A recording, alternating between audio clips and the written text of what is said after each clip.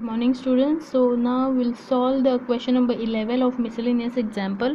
So in question number 11, certain conditions they have assumed. The conditions is given as A intersection X is equal to B intersection X is equal to empty. Okay, this condition is given, and A union X is equal to B union X. One more, this condition is given, and we are asked to show A is equal to B.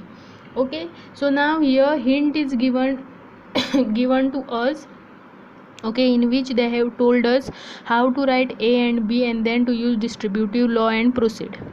Okay, so now in the first hint they have told us to write A is equal to A intersection, okay, A intersection A union X, they have told us to write. Now this is equal to A.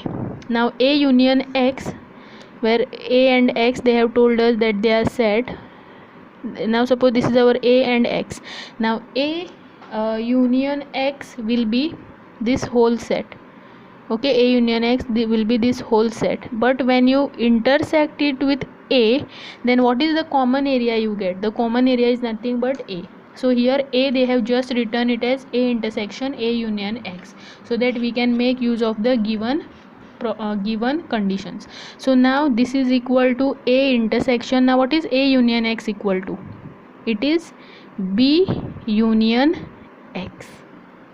Okay, so now this will be equal to, now use distributive law here, so this will be A intersection B, A intersection B union A intersection X. Now you know that from condition A intersection X is empty, A intersection B union empty, and you know union empty with any element with union will give you back that element only.